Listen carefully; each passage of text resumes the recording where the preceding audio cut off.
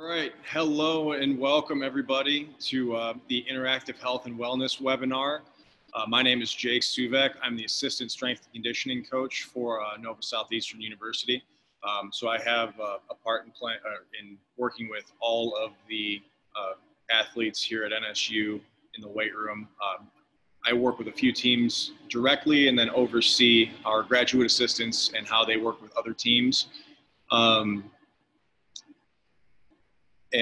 Yeah, we're here 5 days a week and have teams in here nonstop. We're working on figuring out what this year's going to look like and really looking forward to the season to start.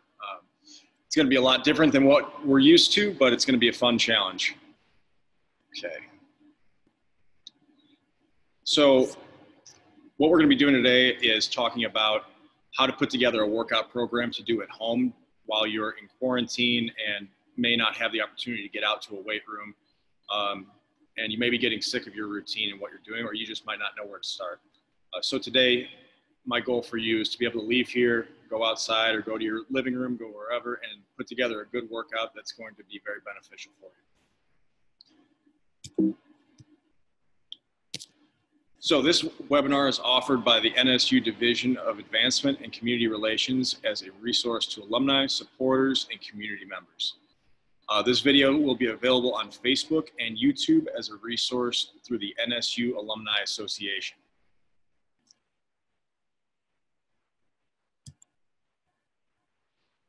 So I'm going to be going through a presentation about everything that I just talked about, and there's going to be opportunities to win prizes at the end. In order to win a prize, there's going to be 4 polls. You need to participate in all 4 polls throughout the presentation, and then type in a question during the question and answer session at the end of the webinar. So there's a NSU beach tote or NSU shark water bottles that are up for grabs.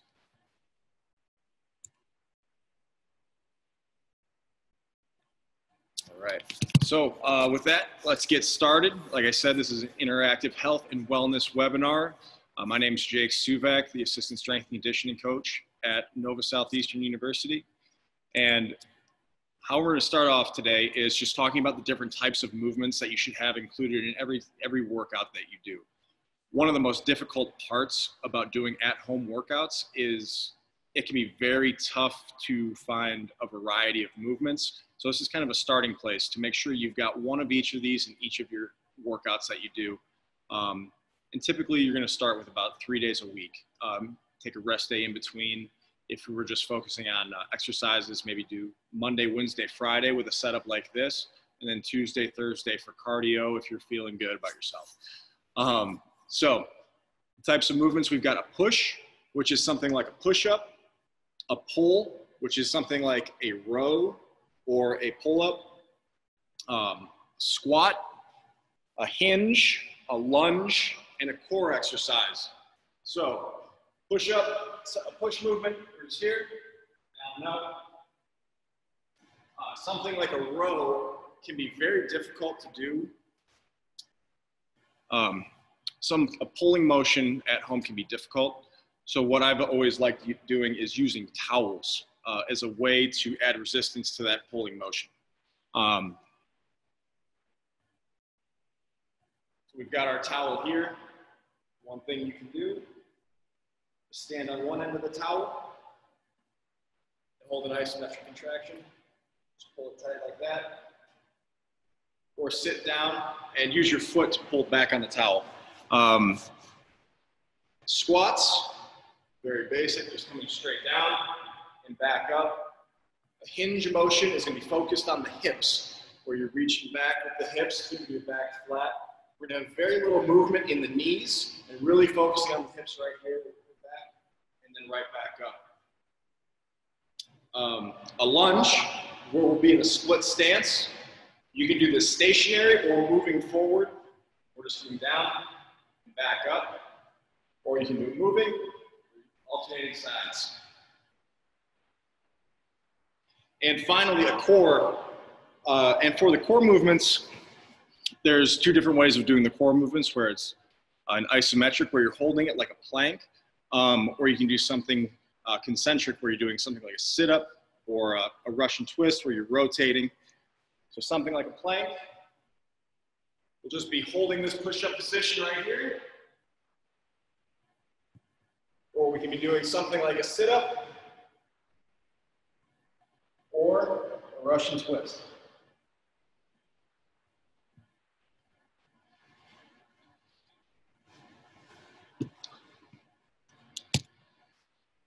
So these are all very basic ways of, oh, actually, forgot about the poll. So our first poll, NSU has how many regional campuses, including the main one in Davie? That's it. All right. So there are 9 regional campuses that offer undergraduate and graduate degree programs, including Davie, which is the main campus, Fort Myers, Jacksonville, Miami, Miramar, Orlando, Tampa, Palm Beach, and San Juan, Puerto Rico. Looks good. There was, I think 67% got it right. All right, so we're gonna move on from there. So going through those basic movements, there's a bunch of different ways that you're able to modify the exercise to make it easier for your needs or make it more difficult for your needs. So if you're newer to exercise, for example, if you see these pictures over on the right, I'm just using the push-up as a good way to show a modification. So if you're new to exercise, you may do an incline push-up instead of a regular push-up. If you're exercising once in a while, you've exercised before, doing regular push-ups, if you can do them and maintain good posture and good form, do the regular push-up. If you are someone who exercises all the time and doing a regular push-up, you can knock them out 20 at a time, no problem. Make it a little bit more challenging for yourself. Put your feet up on a bench and do a decline push-up. And what that's gonna do is just put more pressure in your upper body and force you to push more on the way up. Another thing you can do, instead of just changing the angle of the movement, you can adjust your range of motion. So if you're looking at the lunge, for example, you can put your foot up on a surface and do a lunge on an elevated surface. So going from here is the regular way of doing a lunge. Come up to a more elevated surface. Balance. And now we're getting into a deeper range of motion. You can tell from the angle of my knee to my hip. So my knee is now above my hip. We're working through a larger range of motion as opposed to right here. So we're here, driving up.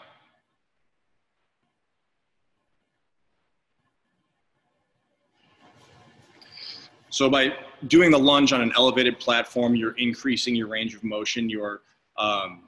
The working leg, the front leg in that instance, is going to be getting deeper into the movement, and you're going to be hitting some muscles that you wouldn't typically hit in just the regular movement. So that's one way to it. Okay, real quick on the poll. How many NCAA team national championships have NSU teams won?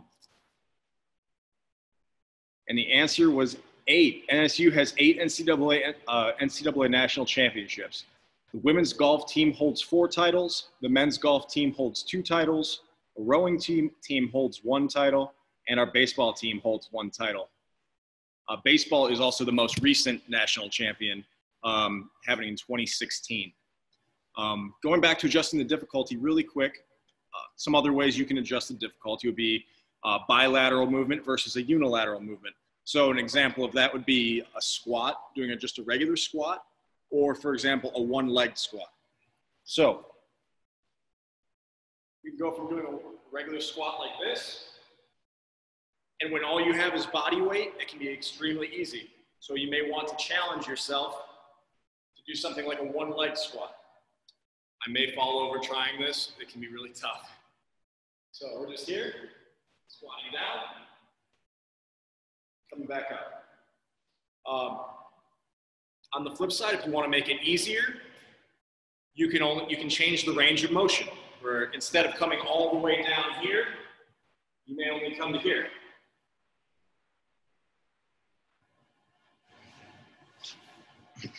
And finally, one last way to make an exercise more difficult or less difficult would be to create stability or instability. For example, if you're doing a push-up and you're feeling like it's not difficult enough, you can incorporate more of your core by doing something like lifting up one of your legs. If you're doing a plank, you can do something different by lifting up one of your arms, or by creating more stability. So again, if you're in a plank,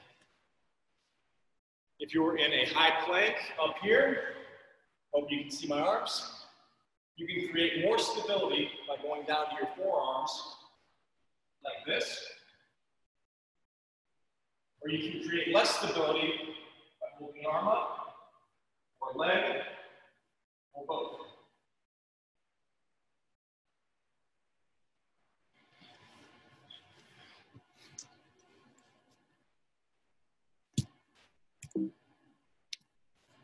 Okay, so now there's multiple ways to adjust the intensity. So really quick, before we get into that, as you can see, we started out with just 6 basic movements, and now we can adjust how difficult each of those movements are, and now we can adjust how intense all of the movements are going to be. So there's a few different ways to adjust intensity. One is to decrease your rest time. Don't give yourself a chance to recover as quickly as you had in the past. So if you typically rest for 2 minutes between each exercise and you feel like it's not difficult enough, start resting for 1 minute and then 30 seconds, and then go from one exercise to the next and only rest after 2 exercises. A perfect example of this is circuit training. So if you have, let's say we've got a push, pull, squat, hinge, lunge, and core, you do each exercise all the way through. You do your push, your pull, your squat, your hinge, your lunge, and your core, and then you rest for a few minutes. And you might do that 3 times through. There's a few different ways of doing that also. You can do each exercise for 30 seconds. You can set a rep range, all kinds of different ways to change that up. Another way to adjust the intensity is to increase your volume. So doing 3 sets of 10 reps of an exercise is the same as doing 10 sets of 3 reps. It ends up being 30 reps total. If you do that for all of your exercises, we've got 6 exercises, let's say 1 set of 10 each, that's 60 reps. So now we can say, let's do 2 sets of 10 each. Now all of a sudden you're doing 120 reps. That's one way to take into account how intense or how much work you're doing throughout your exercise. And finally, you can change the tempo up. So there's a concentric movement, which is your regular down, up, down movement. There's an isometric movement, which is holding in a position. So we already talked about it. Holding a plank is an isometric exercise. You can hold a squat, do something like a wall sit. You can go halfway down on a push-up. You can go halfway down on a lunge. You can find a midpoint in every movement and hold that position for anywhere from 10 seconds to a minute, or however you want to challenge yourself for that isometric movement. And what that's going to do is create time under tension. And the more time under tension is another way to look into the intensity. So basically it has you doing more work for a longer period of time. So if you hold a plank for a minute versus doing 10 sit-ups that take you 30 seconds, you did 60 seconds of work in the plank and only 30 seconds of work during the sit-ups. Finally, the eccentric movement is when you're focused on when the muscle's getting longer. So for something like a squat, when you're on your way down, you want to take your time because that is when your muscles are working the hardest. So for example, you might say, I'm going to do a 5-second eccentric squat 5 times. It would look like this, where you start, you're going 5, 4, 3, 2, 1, and then coming right back up and into your next rep. Nice and slow on the way down, and then explode up. With the eccentric movement, you're basically doing the same thing where you're focused on time under tension and creating a larger workload for your muscles on the way down. Because that's when your muscles are working the hardest. And you're going to end up doing more work than you would do with a regular concentric up and down or down and up exercise.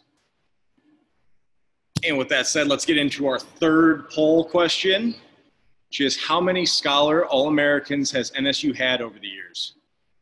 NSU has 291 Scholar All-Americans over the years. 40% got it right. All right, so now that we've gone over all the exercises, the difficulty, how to increase the intensity, there are some ways that you can find to add weight at home. One of the easiest, one of my favorite, is to grab a backpack, and you can use it in all kinds of different ways. One of the most obvious would be putting it on your back and doing squats, going for a walk, doing lunges, things like that. A more creative way, as you can see in this picture where he's holding the backpack in front and he's doing a hinge movement. That is one of the most creative ways I've seen to add some resistance to your posterior chain. Also, you can add gallon jugs to finish off a gallon of milk, fill it back up with water, and you've got a nice weight to add some resistance, which is great for shoulder exercises, which can be very hard to hit. Like we said earlier, you've got your towel for the pulling motions. As you can see in the picture in this slide, the woman has the towel behind her feet. And this way, instead of holding an isometric, you can do a complete row motion. Keeping the foot out and using your leg to adjust the resistance and row.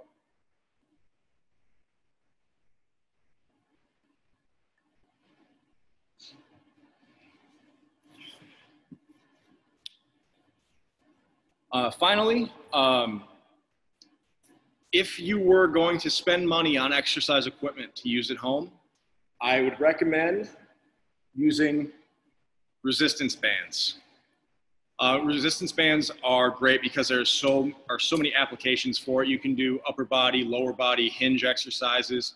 They come in different sizes where they're long or short. You can use resistance bands to hit things like your hips and your rotator cuffs, different smaller muscle groups that you wouldn't typically be able to hit as well using just body weight exercises.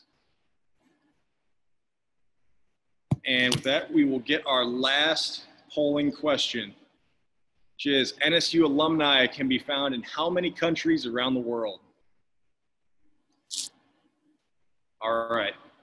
So around the world, there are over 190,000 alumni in 119 countries around the world. All right. Well, thank you everybody for getting on and listening to the webinar. I hope you all got something out of this. I hope you're all going to be able to put together a workout program and put together some exercises for yourselves at home. And if you're looking to just start getting back into exercise, I highly recommend it, especially now during these difficult times. If you're somebody who's staying at home, it's going to help you get on a routine. It's going to help with your mental health, which is very important. And I think more than anything, having it as a routine, having it a part of your day is going to go a long way with just helping you wake up every single day and feeling good. So again, thank you for hopping on the call. If anybody's ever got any questions, please feel free to reach out. Always happy to help however I can.